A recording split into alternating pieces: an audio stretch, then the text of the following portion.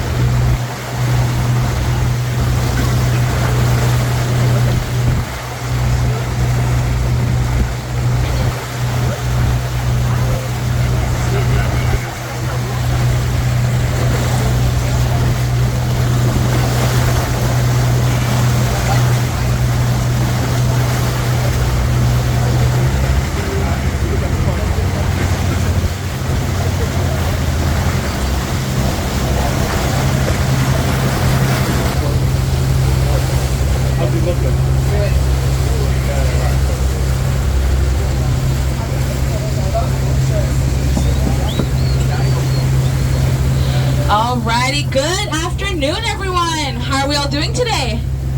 Doing good? Energies are high, hopefully. It's a beautiful day, a beautiful weekend. Welcome aboard. We are on the ship Sands today. My name is Liva. I will be your D. Don't worry, it's okay. Don't even try now. I don't need a pity applause. Myself and Robbie here are both fully licensed captains with Transport Canada. That means we are trained in all things marine emergency. This does include first aid, CPR, karate, ballroom dancing, whatever you need to feel safe. Trust me, we are trained in it. This boat here, the ship Sands, is also licensed by Transport Canada. So with that, you do have some safety features on board. Life jackets are on this lower couple of stinky looking faces. And you know what? I'll take your word for it. I'll take your word for it. I do hope you stay on the boat. As beautiful as the water does look, it's quite cold, quite dirty as well. You have a lot of boats in this water, so you don't want to swim here. Alright, and if at any point during this tour you have any questions, let me know. I'm more than happy to answer. But let's take a look at the right-hand side as we begin going past the beautiful Toronto Harbourfront. As beautiful as it is today, with all of the restaurants, bars, art galleries, various things to explore, saying we took all the stinky factories and power plants and we moved them across the pond to Hamilton, Ontario. Thank you, Hamilton. They're out. If you want a recommendation, I love the Space Invader, pretty nice IPA, as well as the Bone Shaker. That's my favorite. And then just behind it, you'll notice another similar looking warehouse-style building. In 2009, when Rogers Telecommunications bought over the naming right, named it after themselves like they usually do, and so now you have the Rogers Centre instead. A retractable roof on top. Unfortunately for Montreal, that roof opened up once. Took 4 days to close, never opened again. So sucks to suck, Montreal, we cannot relate. Our roof does still work. Takes about 20 minutes to open up. It's about $20 of electricity allows for it. And so with game days, we do have a sports team that plays at the Rogers Centre. Does anyone know what sport is played out there? Baseball, yeah. Your dog day at the Rogers Centre. I see some excited faces up here. I appreciate the enthusiasm. But yes, dollar hot dogs. Back in 2023, the stadium set its own personal record for the most hot dogs sold in a single.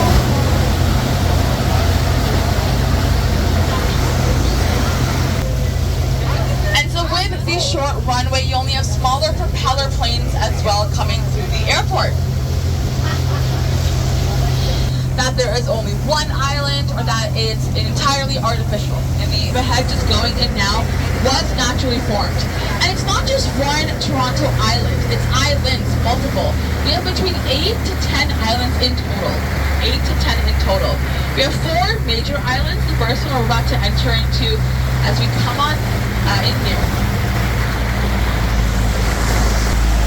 So the first island out your right-hand side here, competitions over 400 various other smaller competitions, only losing about 6 in total. It's a lay down, pretend to take a nap, and when 2, 3, 4 minutes went by and you could hear second place behind him, he would just tip through the finish line and finish the race. So he was incredibly fast. He's also known to be Canada's first great athlete. His signature quite a bit of money, and the family used that money to start the very first entertainment district of Toronto on Hanlan's Point. You had the Hanlan Hotel, which did burn down the first time they built it, unfortunately. So they rebuilt it, it didn't burn down again. So they built it again.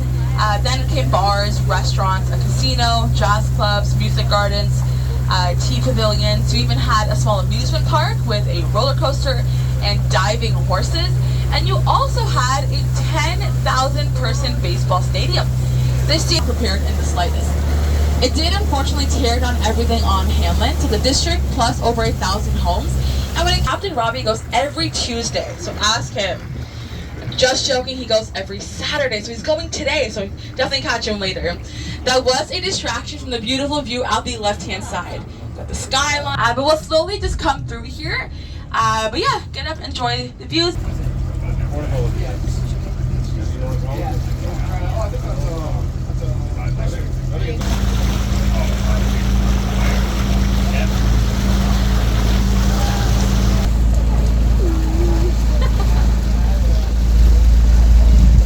Alright, as we make our way back through the islands now, you may have noticed some of those white boats that were on your left-hand side who used to work there, and they let us know this summer that a lot of the owners of the boats out there have been naming their boats after their own professions.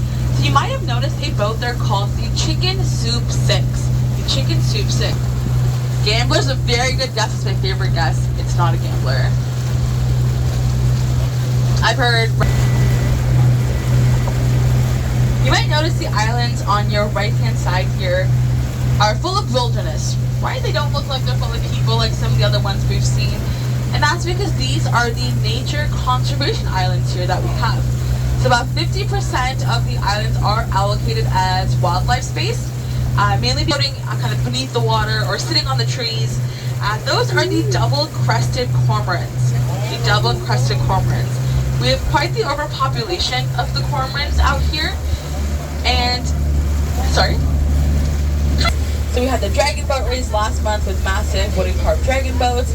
We had the Dominion Day Regatta, a long boat race festival about 2 weekends ago for Canada Day, and various other ones that happen throughout the year. Same with festivals, as you can see, it's quite lively, it's a place.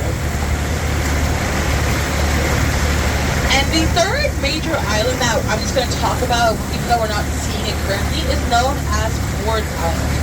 So Ward's is the, you do notice you're not spending your winters out here, you're using it more as a cottage. The land trust has every right to evict you and get somebody else in your home. So they do want people living on the islands to actually live in their homes. And so with that, there is a very lengthy process to get an island home that can take between 30 to 80 years. And 30 is like a pretty rough low estimate. It can easily be 50 years at a minimum. It's a very, very, very long wait list here, and it's to live on a boat. This is my preferred way, for sure. About a 2-year wait list when it comes to the island marina. Well, so the canals will fully freeze over. Every single boat here is then taken out of the marina. This boat here with the black hull is the only one with a bit of an exception. So this is a old US Navy boat. And so with that, it has a reinforced hull, making it incredibly heavy. So while all these other boats get taken out of the water, put onto the dry dock, this boat drives over to the city side, docks up close to a dock down that way, and they set up a bubbler system. So it's a small fan that rotates underneath the boat, keeps the... But speaking of zoo animals, the last thing I want to mention before we head out of the island here is just on your left-hand side, you've got mud, quite flat as you can tell. So in 2016, we had what was known as once-in-a-lifetime flooding on the islands. Well, only 3 years later, in 2019, we had the exact same flood again. So twice-in-a-lifetime flooding. During that second flood, you on the left-hand side, please enjoy.